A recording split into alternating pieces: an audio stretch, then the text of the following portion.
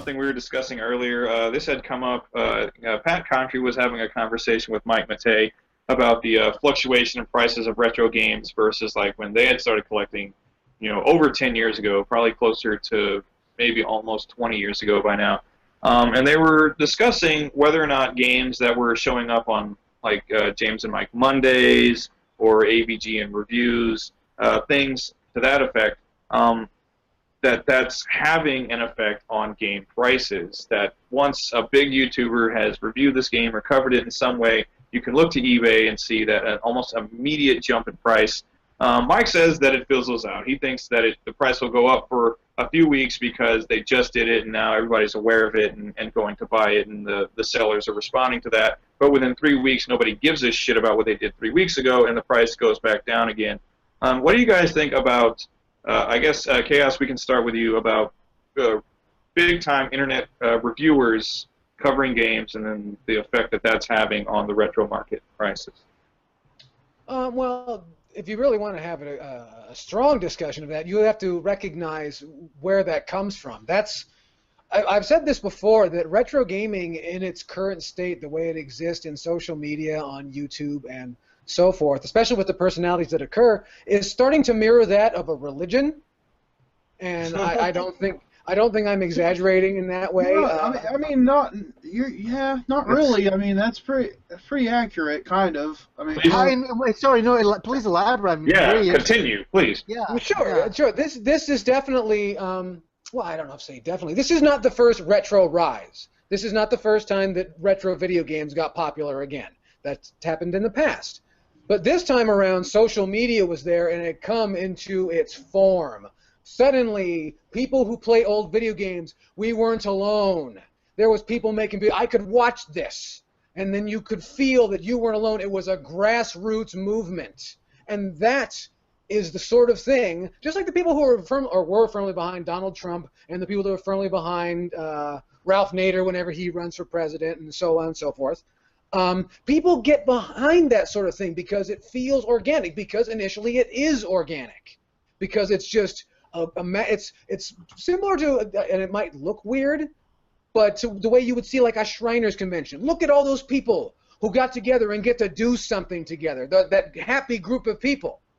And it all came together in a very nice fashion, and people began to tell other people about it, and it grew and grew and grew and grew. Yeah. And, of course, with that, anytime you have a large grouping of people who kind of identify with an idea, then you get to religionize what you're collecting. Suddenly, Little Samson was a rare thing, and suddenly now it's a fucking valuable thing. Hey, and to add to your argument, if you don't have a copy of Musha, then you're not a true collector. But you know what I mean? I agree with you on that. That's exactly. Baby. I have this discussion all the time with people in the store, man. Like, it's disgusting the way people act about this. And the tough part is what we're living in. We are now living in post-utopian YouTube gaming central. In that, a bunch of people with money or without money, as we talked about with you-know-who and the Coleco and never mind. The point is, a big brain trust, a number of them got together and said, look at all those people having a wonderful time. Them over there and them over there, and those people with the Pokemon, I don't know what the fuck they're doing. And then there's this Amiibo thing. I got an idea. Let's put a paywall in there somewhere. And suddenly, this went from being a free-roaming road for us all to travel to suddenly this is a fucking toll road, and certain people want to snatch up this and snatch up that and make money, because anytime there's a large group of people, as the people at Comic-Con have learned, that is also an information and revenue and ad stream. Anytime you have people who can sit together and talk to each other and have similar ideas and similar concepts, hey, that's a great fucking idea. Okay, so framed like that, where it's grown kind of like a religion, as you explained. So do you think then that these big YouTubers are almost seen as like the Christ figures of this religion? A little, but they are the prophets. They speak of these great games, these treasured holy instruments. And you notice, and for those of you that have ever dealt with religious people, you'll notice that everyone's got a Bible. Somebody's got a paperback Bible. And look right behind Jim and look right behind me. We have our altars where we pray. Exactly. Yes. Right behind you are the altars. Yeah, man. Now, here's the thing. Yeah, we do. Here's the thing that can cause a holy war. Well, shit, fuck you. Mine's got a nicer label on it. And the next thing you know, there's a YouTube fight going on. And then people speculate. Okay, you guys know I'm from the Hate Bit podcast, okay? And when people sniff that sort of thing in this arena, that's what shows that this is no longer the utopian area of, it used to be a place of people to come together and share ideas. And now it's become a place to make your name.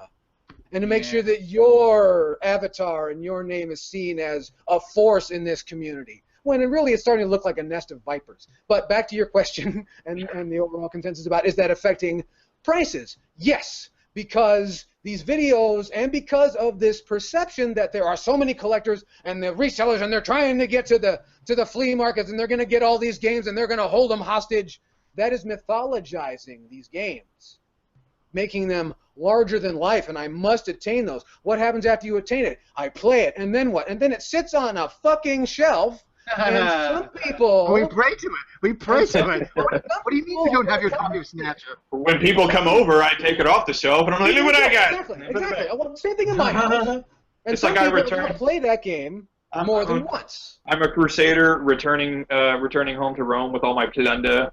That I got in the Byzantine, and I'm like, look at this shit! I fucking got this I just sacked the temple, and I got these fucking games.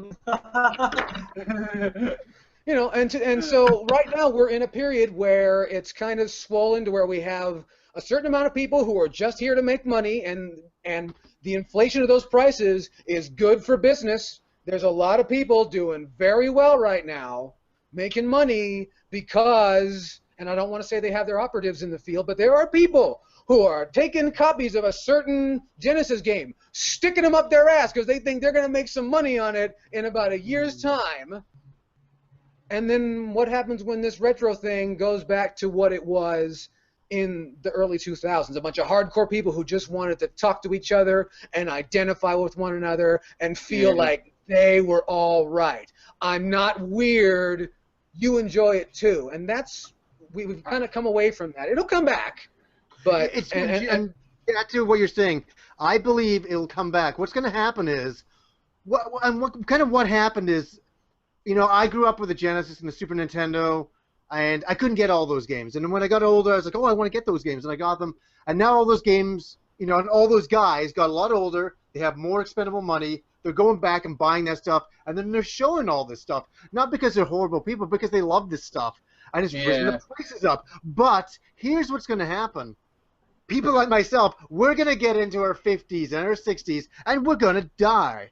And what happens after that? All those, snatchers and things that we cared about, that made importance, are not going to be important to the guys who grew up with Minecraft. They're like, I don't know, it's just some old digital game. Who cares? You know what I mean? But you don't know that, John, because what you're doing is you're creating a stronghold, too. And who's to say that, because we're making history. A lot of people always think that, the present sucks. No, we're making history every single day. And later generations will come and find this stuff. And this stuff is in good shape because of people like you and like Jim and I guess myself to a smaller degree. So what that means is it's talking actually about younger people, that younger people, we're not saying anything, that they're smart, that they enjoy this hobby, that they want to embrace the foundations of this hobby. Even when people like myself die and leave this world, they're like, no, this is the foundation that we've set. You don't have to worry about that, man. Like, and I'm not even exaggerating. You know what the #1 buyer or like age group buyers of Ataris right now is? It's like 9, 10-year-old kids. Really? Like, but isn't that the parents buying it? No, they come into the store and they're like, oh, I saw this person on YouTube playing this, so I want to get it. It happens every day, man. Like, every day. Like, there are these little kids that I, like, I had a discussion with, like, an 8-year-old kid one day about Castlevania 4 because he was like, yeah, I saw, I don't know if it was AVGN or something. He's like, I saw somebody play it, and I want to play it because that one level where it's like rotating around you, that looks so cool. And I was like, that level is cool. You're a cool little kid. Like, you know what I mean? Like, it's just, so. I wish more little kids were like you because most of them are little fucks. There are some young kids that are out there right now that they want to start at the beginning, because like I'll ask them, I'll be like, well, why are you getting this? They're like, oh, well, this is like the first game. Like, I mean, and obviously they don't know, but like Atari, to a lot of people, see, like, that was like the first home experience of games. You know what I mean? And people want to experience it. It's and crazy, you know, man. The poor kid will have to grow up and become a doctor to afford all the series that he wants to collect. I always tell them that, because, like, you know, they are always there with their parents, and their parents will be like, some of these games are expensive, and I'm like, you have no idea. Just wait. Yeah. Just wait. Yeah. It's crazy. But it's wow. But trust me, that now I have a little hope in this world.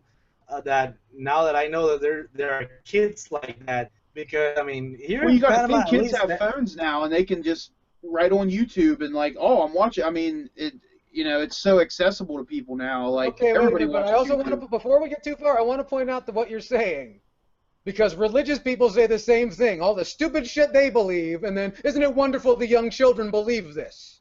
I do.